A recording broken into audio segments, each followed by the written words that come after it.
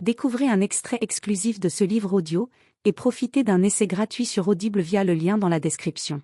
Ce sens-là, ou bien dans l'autre. Maria recula pour procéder à un bref examen.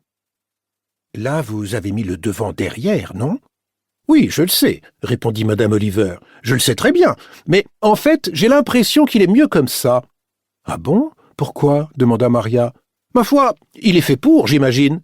Et c'est sûrement voulu aussi bien par la modiste chez qui je l'ai acheté que par moi, expliqua madame Oliver. Et pourquoi trouvez-vous qu'il est mieux à l'envers? Parce qu'on voit ce joli ton de bleu et le marron foncé, et que, d'après moi, il me va mieux quand je le porte comme ça que dans l'autre sens, qui est vert mêlé de rouge et de brun chocolat. À ce moment-là, madame Oliver ôta le chapeau, le remit et l'essaya de travers, à l'endroit, d'un côté puis de l'autre, ce qui n'emporta ni l'approbation de Maria, ni la sienne propre.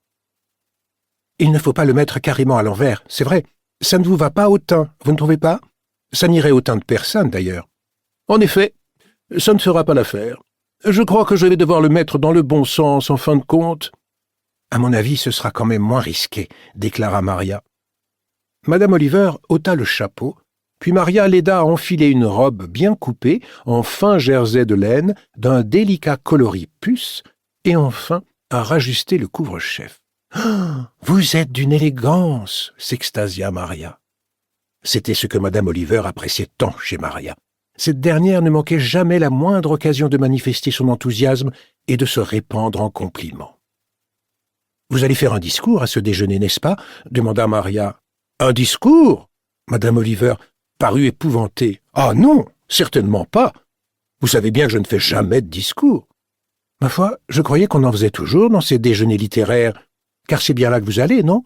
Les écrivains célèbres de 1973, ou de je ne sais plus quand, de l'année en cours, quoi. »« Je ne me sens jamais aucune velléité d'en faire, » précisa madame Oliver.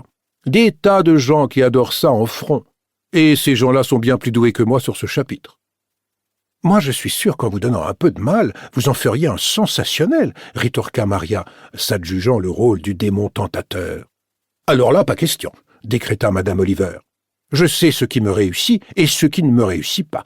Les discours et moi, ça fait deux. La seule perspective d'avoir éventuellement un jour à en prononcer un me fait déjà piquer un phare et me met dans tous mes états. S'il me fallait m'y résoudre, je ne tarderais probablement pas à bredouiller ou à répéter 2 fois la même chose. Non seulement je me sentirais idiote, mais j'aurais sûrement l'air d'une gourde par-dessus le marché. Tandis qu'écrire un texte ne m'a jamais posé aucun problème. Un texte, on peut le rédiger à la main, l'enregistrer à l'aide d'un appareil ou le dicter. Et les mots, je suis capable de jongler avec eux sans la moindre difficulté, du moment que je sais que je ne suis pas en train de composer un discours. Bah, j'espère quand même que tout se passera bien. Je suis sûr que oui. C'est un déjeuner tout ce qu'il y a de huppé, n'est-ce pas? Oui, répondit madame Oliver d'un ton profondément abattu. Tout ce qu'il y a de huppé.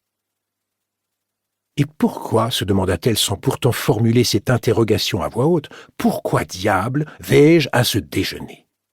Elle se creusa un instant l'esprit car elle préférait toujours saisir à l'avance la raison de ses actes plutôt que de les accomplir d'abord pour s'interroger ensuite sur leur motivation. « Je suppose, conclut-elle, toujours pour elle-même et non pour Maria, qui, alertée par l'odeur de la confiture en train de déborder sur la cuisinière où elle l'avait imprudemment laissée, venait en toute hâte de réintégrer ses quartiers. Je suppose que je tiens à voir quelle impression ça fait.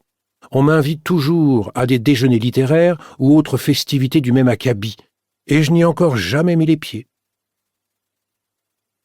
Parvenue au dessert de son déjeuner de gala, madame Oliver poussa un soupir de satisfaction en picorant les reliefs de meringues dans son assiette. Elle avait toujours raffolé des meringues.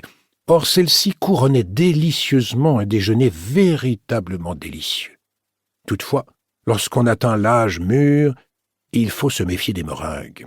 Nos dents, celles qu'on a dans la bouche et qui ne vous appartiennent pas forcément. Elles sont du plus bel effet et présentent en outre l'immense avantage de ne pas risquer de faire mal. Elles sont d'une blancheur immaculée et tout à fait plaisante à voir, exactement comme des vraies. Il n'en demeurait pas moins qu'il ne s'agissait pas de vraies dents. Or, les matériaux composant ces dents, d'après madame Oliver tout du moins, n'étaient pas réellement de première qualité. Les dents des chiens étaient en ivoire véritable, alors que les pauvres humains devaient déjà se contenter de dents en os, voire en plastique. Livre audio complet gratuit disponible en description de cette vidéo.